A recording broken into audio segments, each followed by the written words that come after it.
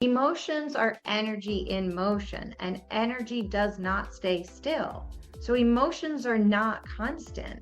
So trying to chase them or make them or fix them is a futile effort on our part. Welcome to Normalize the Conversation by Inspiring My Generation. I'm your host, Francesca Reicherter.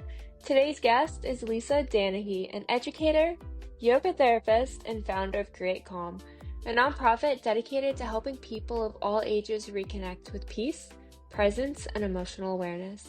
In our conversation, we talk about what it really means to move through emotion rather than label or suppress it. After all, emotion is just energy in motion. We talk about how mindfulness can bring us back to our center, and why self-compassion is one of the most powerful tools we have for healing. Lisa also shares a simple guided practice that reminds us, even in the most chaotic moments, we have the power to create calm from within. Lisa, thank you so much for joining me today. I am very excited for our conversation, but before we begin, I want to check in. How are you really? Thank you for asking. In this moment, I'm feeling pretty centered and grounded, but I have to say, in the last few weeks, very unfocused and a little stressed. How Honestly, about you? likewise.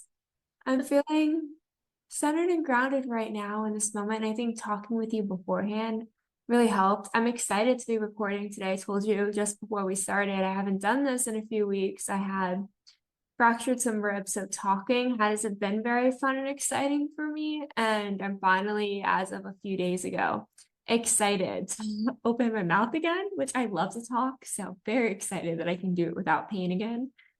But I've been really going through this depressive episode where it's been so hard to focus, to want to do things that I enjoy. And when what I enjoy is talking about my mental health, when going through a depressive episode, talking about my mental health is not something I want to do at all. I'm not someone who it's easy to admit when I'm struggling, which is so silly because I'm the first one to be like, let's talk about it, reach out for support. And then when it's me, I'm like, never mind, don't do it. I should work on that. Working on that in therapy. Went back to therapy last week. So it's been really, really difficult. And when I saw that we were recording today and I was looking back at our notes, I was just like, this is the exact conversation that I desperately need right now, talking about emotions, moving away from this pressure to label them, focusing more on this expression of energy, regulation, getting back to the basics, removing all of this. Just really, for me, the biggest problem I've had the past week is this pressure to label them and make them just go away instead of allow them to really just exist and flow. Yeah. You know, in the last couple of years, I've definitely done a lot of work with my therapist and my yoga practice around the same issues. And when I was studying yoga therapy, I found it fascinating because one of my master's classes, we focused on, um, and this is my languaging, not theirs, but the stigma of illness and how there's research that's been done that we create social ranking and appropriateness of different illnesses and different feelings. So if you're feeling sad, then perhaps the community will rally around you more. Or if you have certain illnesses, the community rallies around you. But other illnesses and other feelings, like anger or overexcitement, they're kind of viewed as not as acceptable, right? And there are certain illnesses, like a lot of the mental health illnesses, that come with stigmas. So what happens is when we start to work on ourselves and we start to go, oh, I might be in this category and I might start putting a label on, then all of a sudden we put the social pressures and the stigmas on top of ourselves too.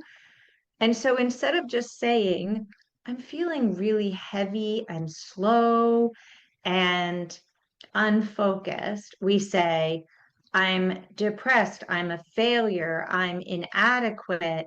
And we start to label based on the social constructs around how we're perceiving and labeling our feelings. And it's really all just energy because we know if we take the words away from what's happening with us, it's a physiological response. And we know that the physiology of our bodies is very much aligned with and impacted by the environmental physics.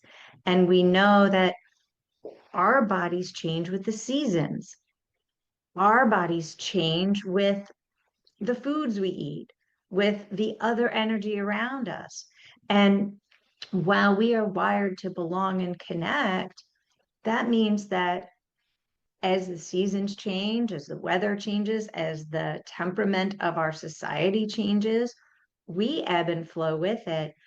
And then when we ebb and flow with that energy and we feel that energy, we sometimes jump to label it when it doesn't even belong to us. Wow, I never thought about it like that. And just, I mean, the labels, it's so easy for me to take this, I guess, feeling within myself where I start to feel maybe lower energy, right? Where I feel more tired or I just don't feel like I have days where I wake up and I grab my hairbrush and I blast Taylor Swift and I like perform a whole show for my dog while I'm getting ready. And then I have days where I just don't have that energy. And on those days, I automatically go to I'm depressed. I just think I'm depressed. I don't have energy. I don't really care today. I don't want to do this. Like I just start telling myself all of these things. And I wonder, I think something's wrong. yes, and I wonder how much of it I am then maybe putting into my own head that this is how my day is going to be, right? How much of it am I Absolutely. now making my day a lower mood? I'm not predicting that this is how the day is going to be because I've already told myself that because I didn't wake up and grab my hairbrush. Yeah. Yeah. And then there's this, it's a very popular point of conversation now, thoughts become things. And if I wake up and I can attach those labels that maybe someone else would have attached to me, not even necessarily me, but then I attach them, I begin to own them.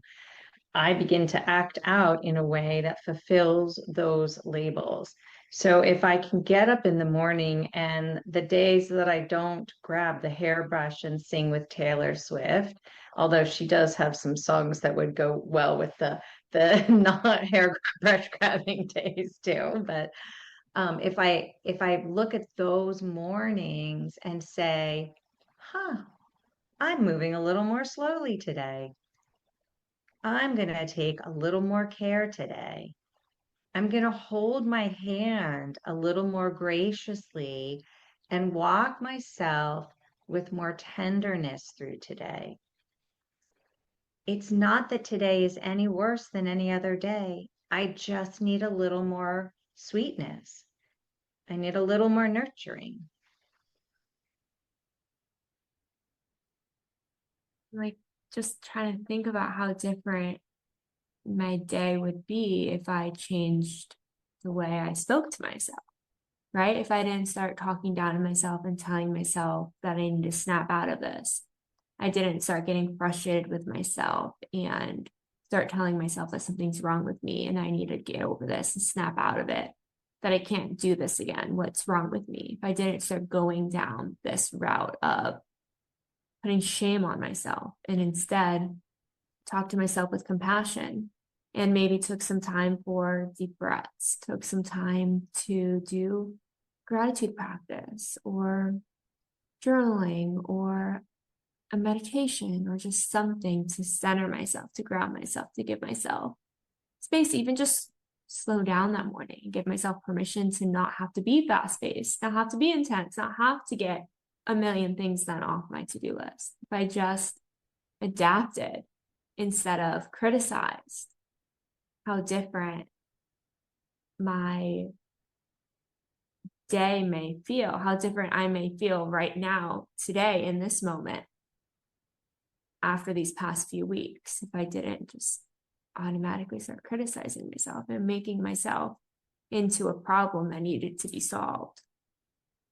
That's a great way to put it. I often, because I have that same, I think many of us have that same tendency to jump to self-criticism and that shame and blame, internal blame. And one of my recent practices, two practices that I think apply here. First of all, recentering on my breath and remembering that my breath is the constant, that if my breath is the same, then internally I am the same, regardless of what perceptions and things are happening. There is this internal me that is never changing, that is pure and balanced and happy and safe. And so if I can take the breath into that place, that helps. And then I visualize the child in me. I visualize the little girl who might have had that same kind of day. And what would I tell her? I wouldn't say, get your ass out of bed, girl. You're such a loser. You know, I I would say to her, wow, looks like you need a little extra snuggles today. Looks like you need a little extra kindness. And so I work with this notion of what would the friend in me or what would the child in me deserve and need, and what would I bring them? And I would never bring them the way we talk to ourselves. So I don't know if that helps, but the other practice that I've used is I've done a lot of work over the last many years as I've stepped into being a yoga therapist. I've done a lot of work around my values. And there are a ton of quick little tests that you can do to assess your values, your top 5 values. And I find it a really fascinating thing to work with because our values tend to frame our beliefs, and our beliefs tend to frame our conversations with ourselves. So if I look at my values, I've noticed that for most of my life, I've been very focused on applying my values in how I interact with other people, but neglecting my values with myself. So if one of my values is to treat people with kindness and grace, I'm very good at that with other people, but not so good at it with myself. So I used to consider myself value driven, and it was a very external process. Now I ask myself, are these thoughts, are these actions value aligned within me? So if I am someone who wants to be kind and I'm not being kind to myself, I put my beliefs and values back in line, and the negative self-talk will stop. That value driven versus value aligned.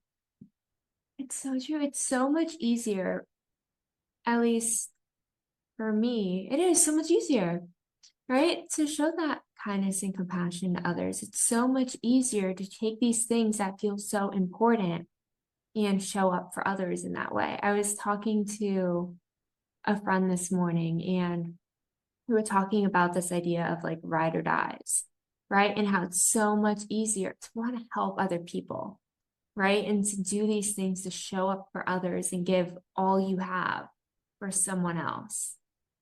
Like, are you willing to be that ride or die for yourself? Like, are you willing to show up for yourself and be there for yourself? Like, how far are you willing to go to give yourself that same support, right? Because helping others and caring for others and being there, like, that's something you really value.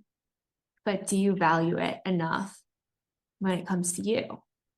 And that's a big thing, is sometimes it's so hard to love ourselves in that way.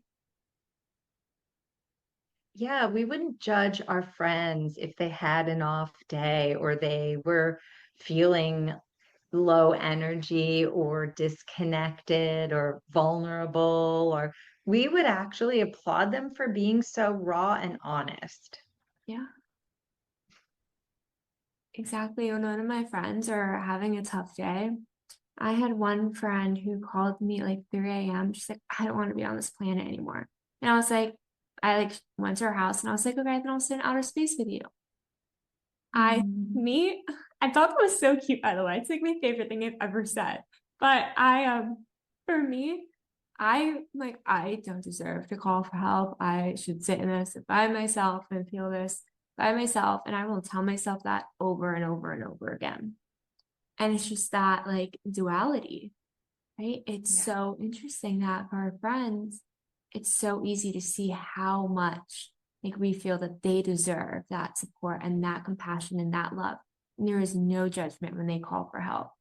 But on the other side, for me, it's like, what's wrong with you to need support? What's wrong with you to need help? How could you not be strong enough to handle this? It's so interesting. It really is. And I love I love what you did for your friend when she said she didn't want to be here on this planet anymore. And you said, let's go to outer space, because that's really what I do in terms of meditation and my personal meditation practice. What it does for me is it it gives me that separation from whatever is causing the unrest and gives me the opportunity to kind of soften the material reality. And so, very often, I will engage in a guided meditation where I visualize a beam of light, a beam of light that just comes down through my head and washes through my whole body and just neutralizes and cleanses and transforms any negativity into love, transforms any imbalances,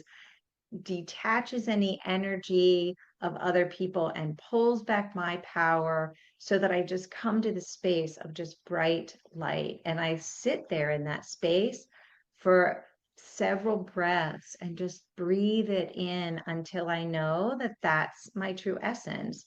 And then when I come back out of that meditation, whatever I was, whatever the inner conversation or the outer challenge, it's, I have more focus and more neutrality in facing it.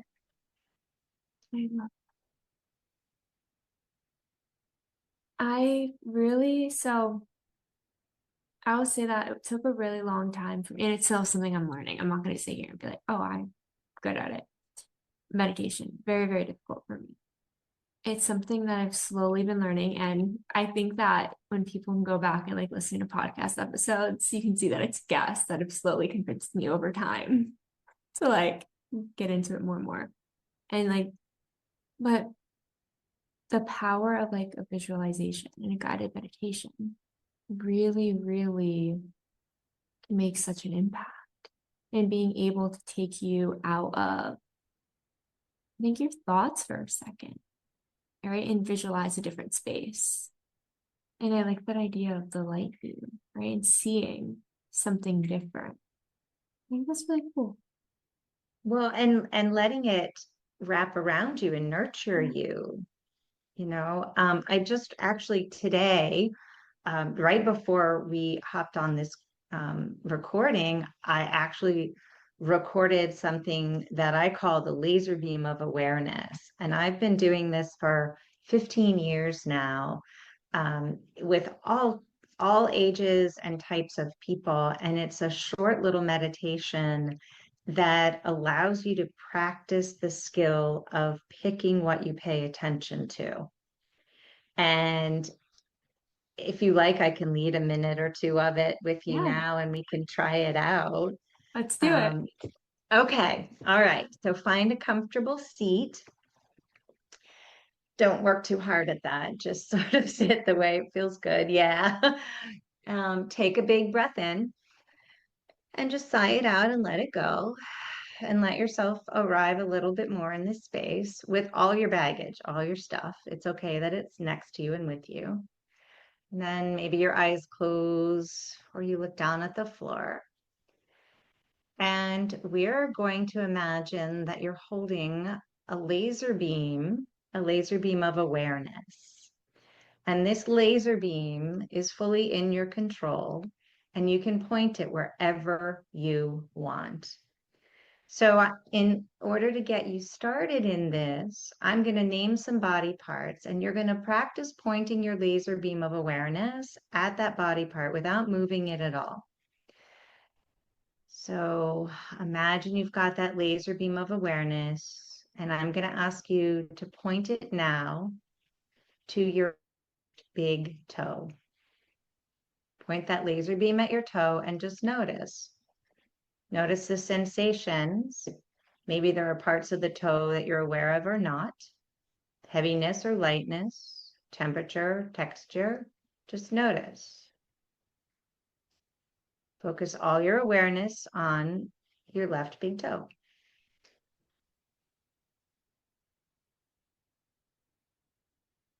Now slowly move your awareness up to your right knee, taking a moment to focus on your right knee. And it's okay if your awareness comes in and out. You're holding that laser beam, you're focusing it. You choose.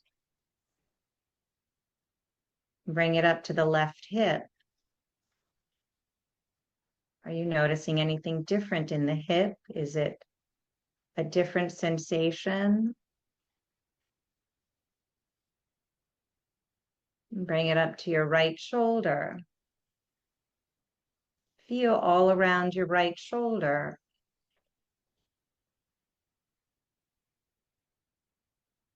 And then point that laser beam at your left ear.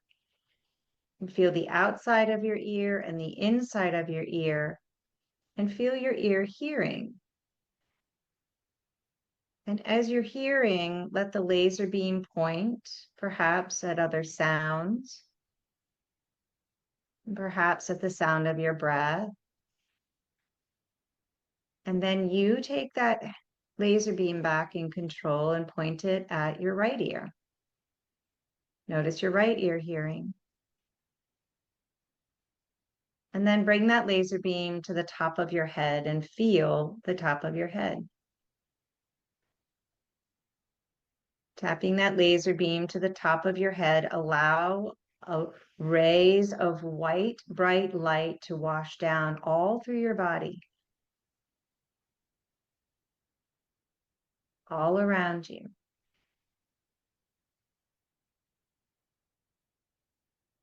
And as you're pointing your laser beam, see if you can bring it back to your breath. Breathing in and breathing out.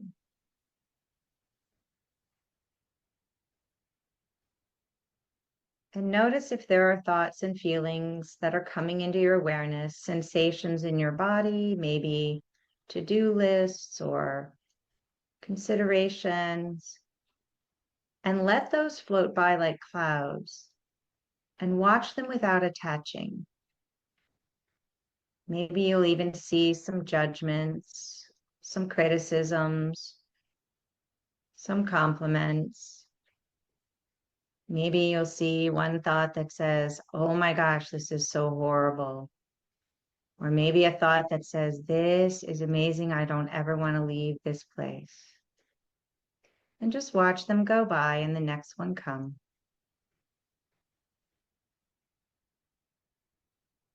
And then point the laser beam back to your breath and feel yourself breathing in and breathing out. And follow your breath into your heart center, into the middle of your chest. And see if you can find with that laser beam of awareness a small place where a soft little voice is telling you you're okay. A soft little voice may be saying, I'm brave. I'm strong. I'm enough. I am loved. Take a moment and listen to that little voice. Feel how much it loves you.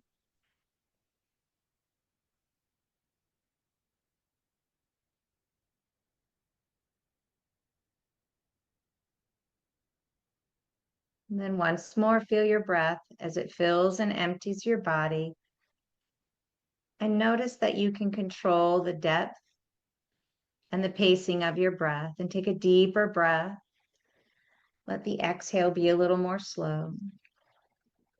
And start to let your body fill up with the breath and feel your body once again. Feel the whole body, spreading that laser beam wide now to see your whole body breathing.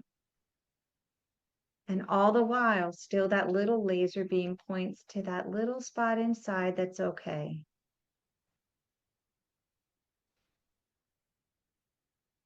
And then start to feel more into your body and let your head move a little and your shoulders wiggle a little. Wiggle your fingers and your toes. And then take a big breath in through your nose and open your mouth and sigh it out and say, ha. When you're ready, open your eyes and notice how you feel. I literally have a tear. That was so good.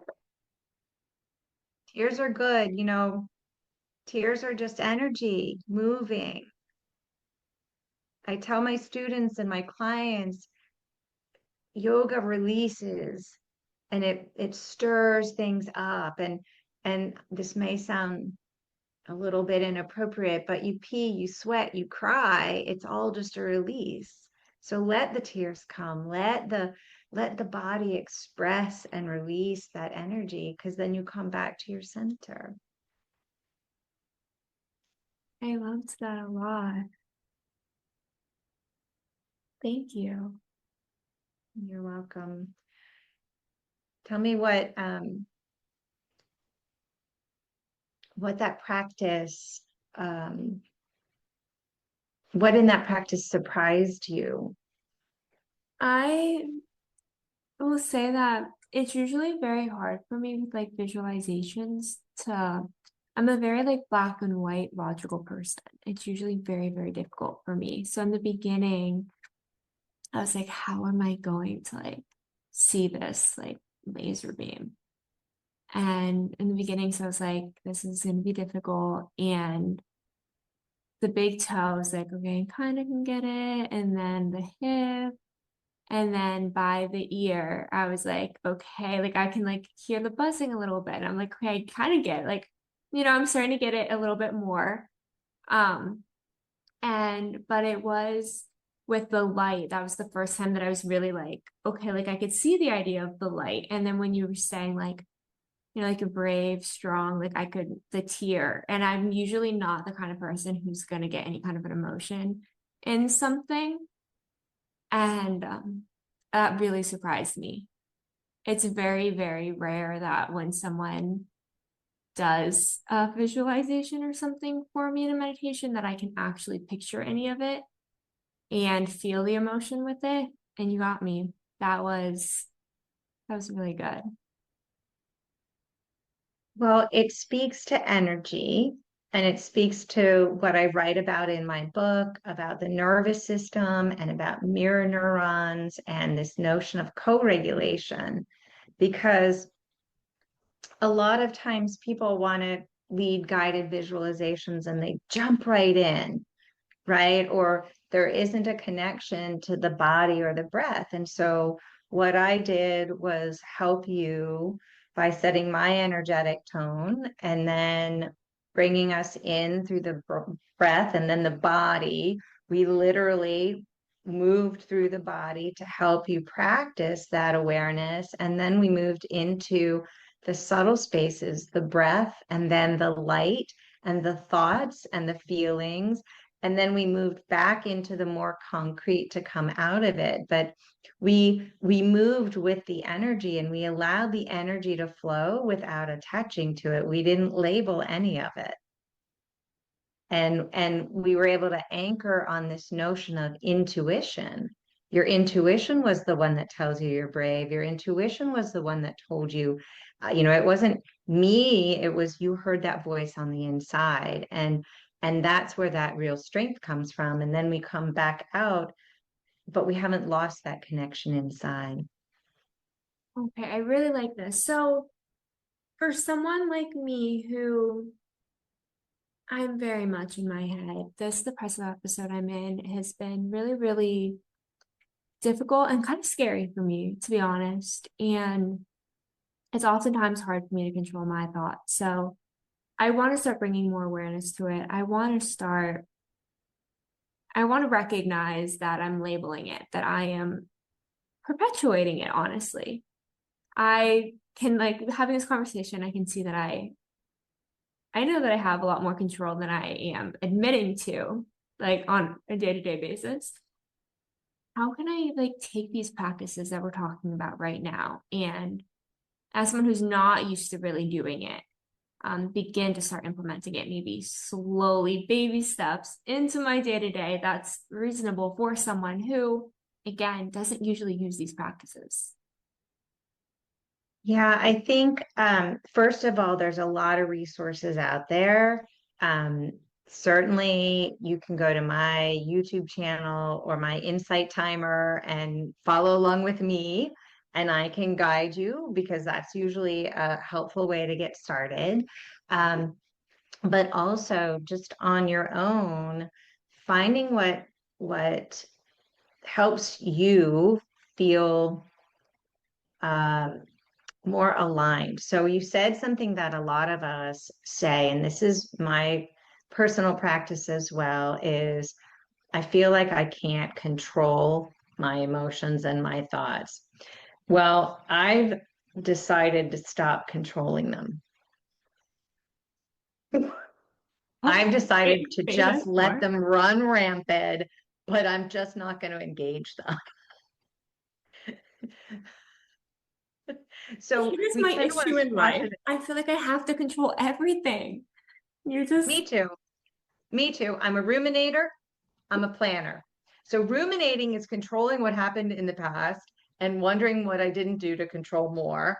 yeah, And planning is controlling what I'm going to do in the future with absolutely no guarantee of any control. And in the present, I'm going, what more can I control? yeah. And oh, I can control my thoughts and my feelings. No, I can't. I'm wrestling with my thoughts and my feelings. And that's where it gets back to the energy practice. So, what I might suggest is instead of trying to find these formal meditation or relaxation or yoga practices, I might suggest, kind of like in my book, that we we tune into the energy and we do what the energy asks for. So if I'm feeling low and sluggish, maybe I start my day in turtle shell, which in regular yoga language is child's pose.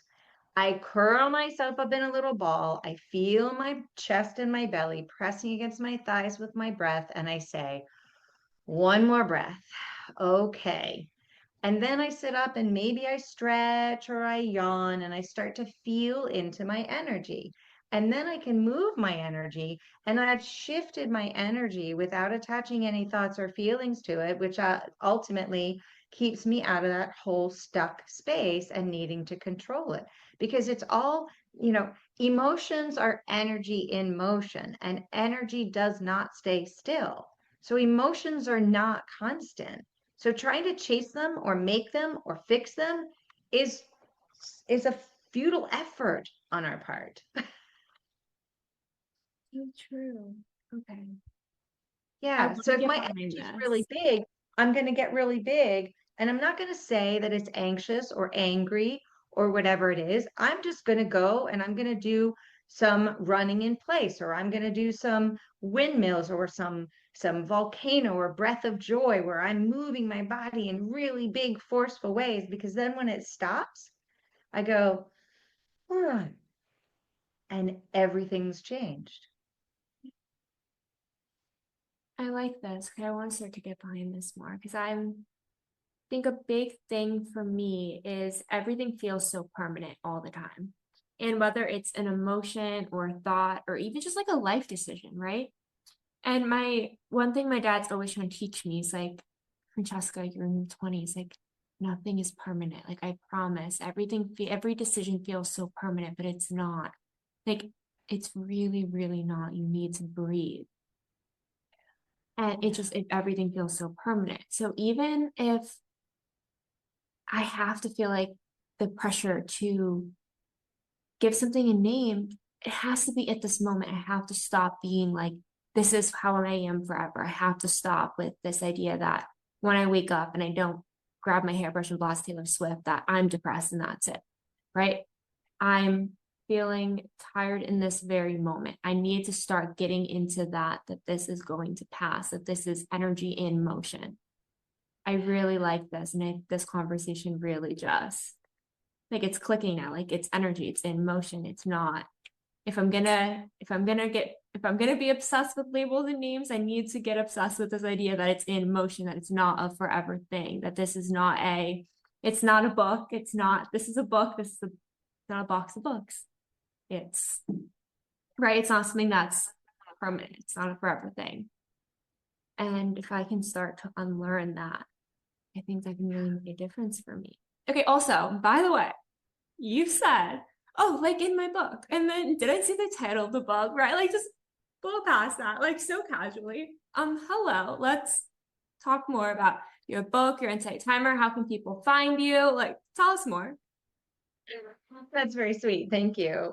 So I've been working in education for about 30 years, and I've worked with all ages. In fact, my friend calls it cradle to grave. And and within all of those age groups, I have seen this notion um, of of needing to work with the energy, not the labels. And so, after working 20 years in early childhood education, in 2013, I started to do this work separately and to work on this book. It's called Creating Calm in Your Classroom. And it's a mindfulness based social emotional curriculum for early childhood education because that's where I worked. I ran a preschool for 20 years. But the tools in there and the science in there that I talk about, because I'm like you, I'm a very logical right brain, a left brain analytical, right critical eye kind of person. And I doubt everything and I'm speculative about everything.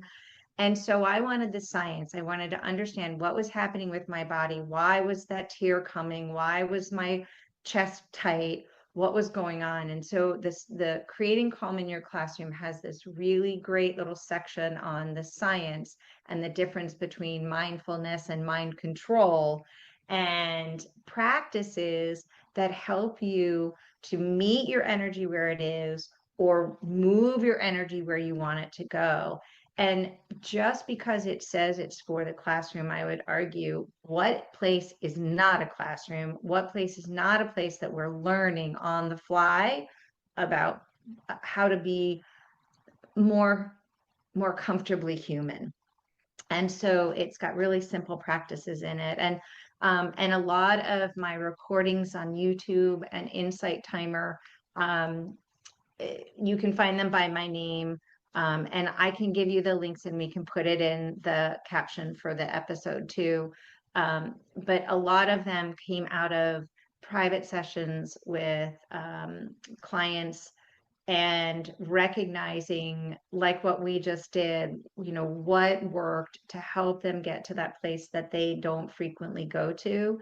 And then I would record it for them in session. And then later I would clip it and put it out there for the whole world to have so that more folks could access it. So Lisa, you are incredible. Thank you so much for all that you are, all that you've created, and for just joining me today and for this conversation. I really, really appreciate you. Thank you so much. oh, my heart is with you. Thank you for the opportunity to share.